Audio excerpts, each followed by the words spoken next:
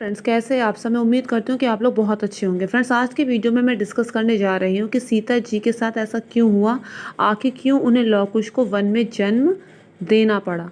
आखिर क्यों जब लव कुश उनके गर्भ में थे तो उन्हें श्री राम जी से वियोग सहना पड़ा। फ्रेंड्स, ऐसा कहा जाता है कि हमारे साथ अगर कुछ भी गलत होता है तो उसके लिए कोई और दोषी नहीं होता, बल्कि उसके लिए दोषी होते हैं हमारे खुद के कर्म। ऐसा ही कुछ सीता जी के साथ भी हुआ था। फ्रेंड्स, जब सीता जी बचपन में थी, जब सीता जी छोटी थी, तो उन्होंने एक बार तोता तोती दोनों के जोड़े में से तोती को पकड़ के पिंजरे में बंद कर लिया था। उस समय तोती गर्भवती थी। वो अपने पति के वियोग को सह नहीं पाई और दुखी होकर उसने प्राण त्याग दिए।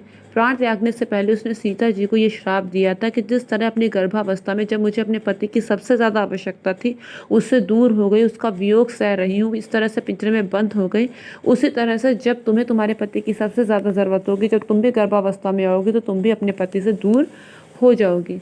उनके इस श्राप के कारण सीता जी को ये कष्ट भोगना पड़ा था। फ्रेंड्स, अगर सीता जी जैसी परम पवित्र स्त्री, सीता जी जैसी दोष रहित स्त्री, निष्पाप स्त्री एक छोटे से बुरे कर्म का इतना बड़ा दंड पा सकती, तो हम और आप लोग तो हमारे कर्म कैसे हैं ये हम लोग अच्छी तरह से जानते हैं।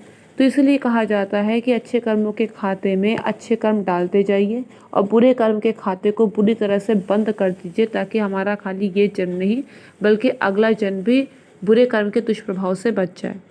फ्रेंड्स, अब लौ कुश के पीछे भी कथा है। लौ कुश के पीछे वाल्मीकि रामायण के अनुसार तो ऐसा था कि सीता जी ने केवल लव को ही जन्म दिया था, और जब वो एक बार स्नान आदि करने गई तो वो लव को अपने साथ लेकर गई थी।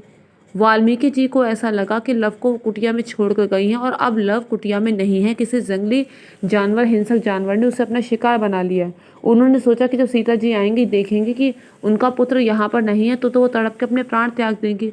तो इसलिए उन्होंने अपनी तप शक्ति से कुशा से जल्दी जल्दी एक बालक का निर्माण किया और फिर उसमें प्राण फूंक दिए। तभी सीता जी वापस लौट कर आई। जब उन्होंने देखा कि लव तो सीता जी के पास है, तो वो अपनी जो रचना थी उसे बिगाड़ने लगे। तो सीता जी ने कहा था कि नहीं, अब आप अपनी ये रचना मत बिगाड़िए। अब से मेरे दो पुत्र हैं, एक लव, और क्योंकि इसका निर्माण कुशा से हुआ है तो इसलिए इसका नाम कुश है। इस तरह से सीता जी के दो पुत्र थे।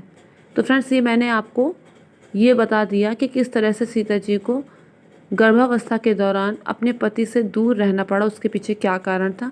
फ्रेंड्स, अगर आपको मेरा वीडियो ज़रा सा भी अच्छा लगे तो मेक श्योर मेरे चैनल को सब्सक्राइब कीजिए, वीडियो को लाइक और शेयर कीजिए। फ्रेंड्स, आप में से बहुत सारे लोग मेरे वीडियो को देखते तो हैं पर मेरे चैनल को सब्सक्राइब नहीं करते। फ्रेंड्स, प्लीज़ मुझे सपोर्ट कीजिए। अब मुझे भी ये साबित करने में मदद कीजिए कि हाउसवाइफ भी आगे बढ़ सकती हैं। मुझे आपके सपोर्ट की बहुत ज़्यादा ज़रूरत है। कोई भी यूट्यूबर बिना सब्सक्राइबर के बेकार है। तो फ्रेंड्स, प्लीज़ प्लीज़ प्लीज़ मेरी रिक्वेस्ट है आपसे, मेरे चैनल को सब्सक्राइब कीजिए। Thank you friends, thank you so much.